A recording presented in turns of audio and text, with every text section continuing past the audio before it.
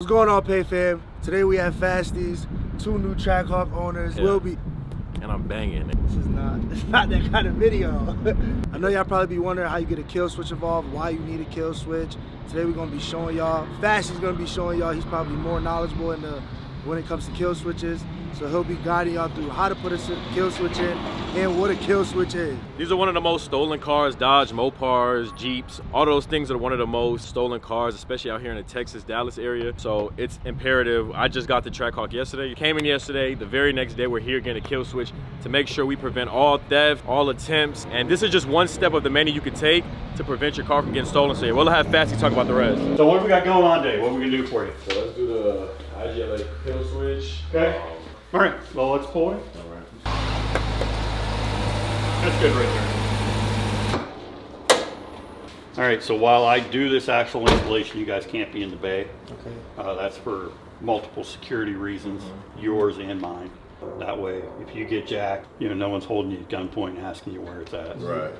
You have no idea where we embed the device. We have multiple locations in a vehicle where we install them, so we rotate them around. This morning we're going to install the IGLA anti-theft security system, PIN code security, so that will protect the vehicle from any electronic means of, you know, theft.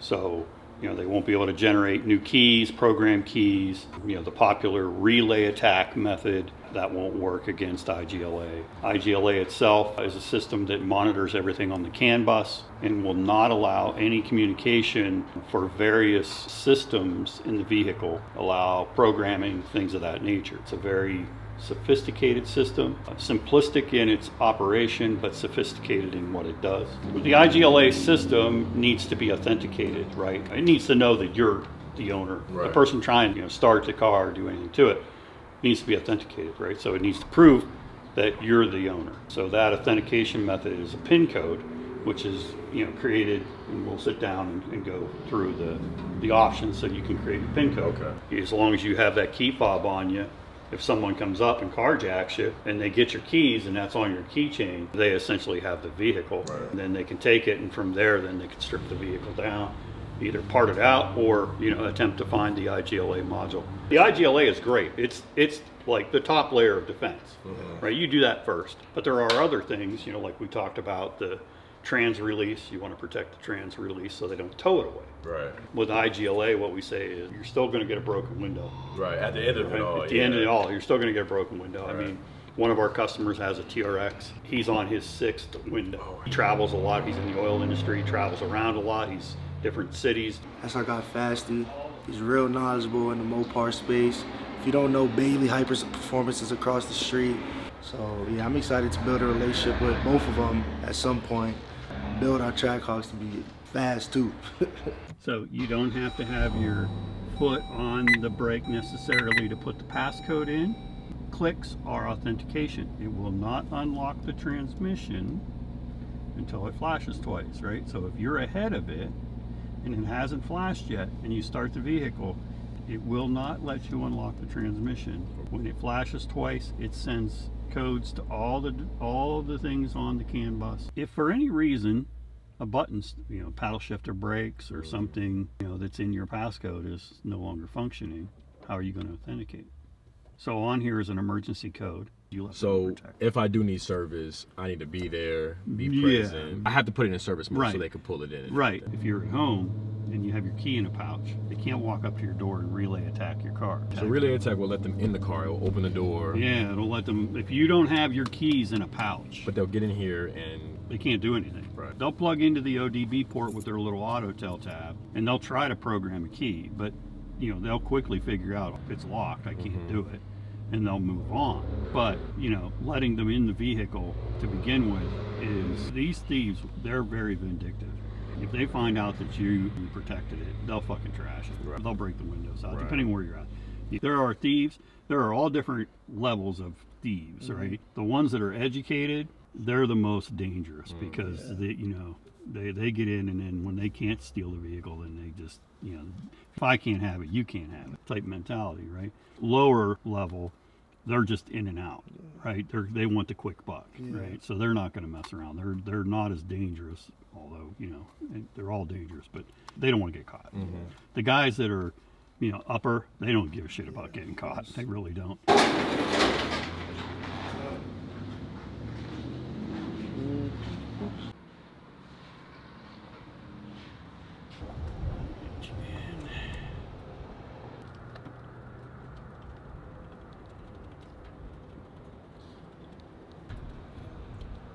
Yellow Brembo, yellow Trackhawk, black Trackhawk, yellow Brembo.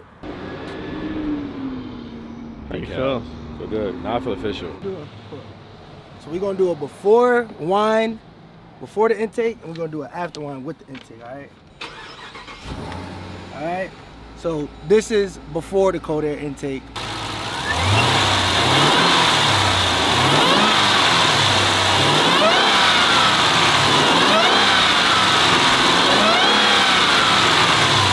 Right?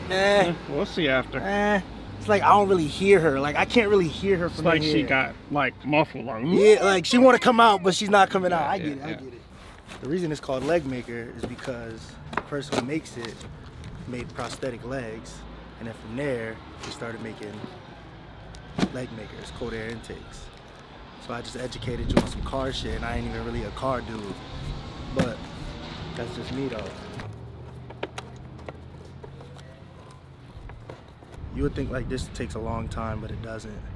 Like before I knew nothing about cars, I thought this would take like an hour and a half.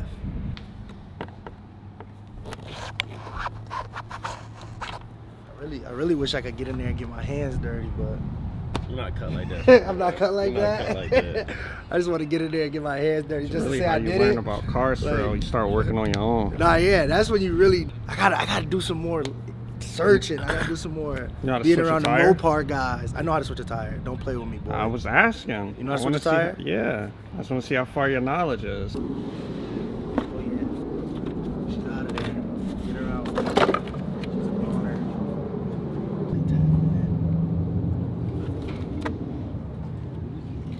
I'm dialed. I'm learning right now. Like I'm just. Feel How me? you learning? You're not asking no questions. Shh, I'm watching. I'm visual learning right now. I'm not hands-on learning yet, but I'm visual learning. Yeah, just pop off. Then the big bosses walk over. Both of them would just walk over, know what they really doing, and I don't know shit. It's just so much going on in here. That's why I don't know about cars. Like, it's just so much going on. I know a little stuff about cars, but not under that hood. That's good. I'm willing to learn, though. That's the thing. It's all right here, feel me?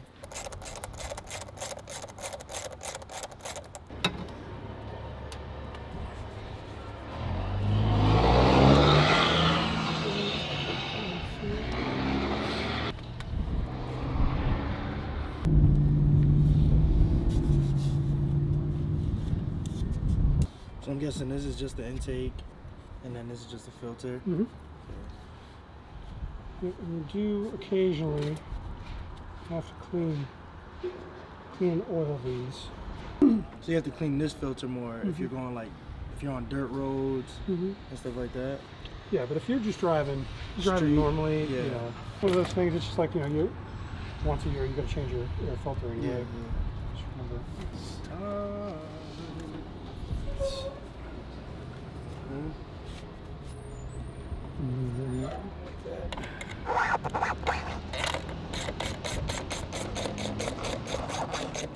Because I was looking at the AFE power, which is also another intake.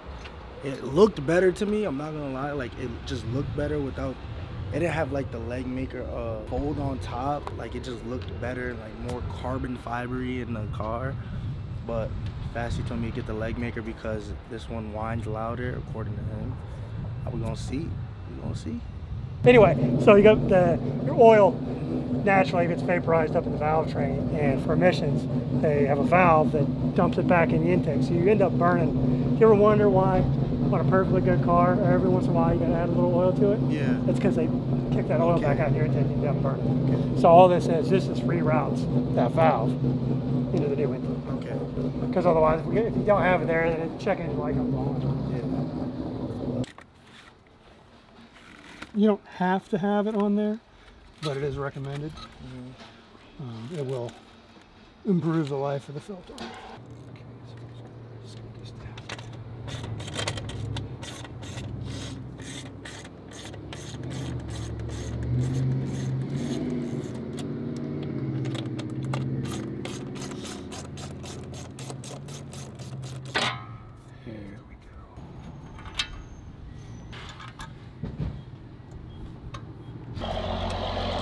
I put the Legmaker in, boy. Yeah, Legmaker on me, Legmaker on me. I just knew you was about to say that As shit. long as you got hands on, you can say you did part of the install too. Collab, good collab, good collab. WPX Fasty. All right, guys, this is the after. Don't get my cold.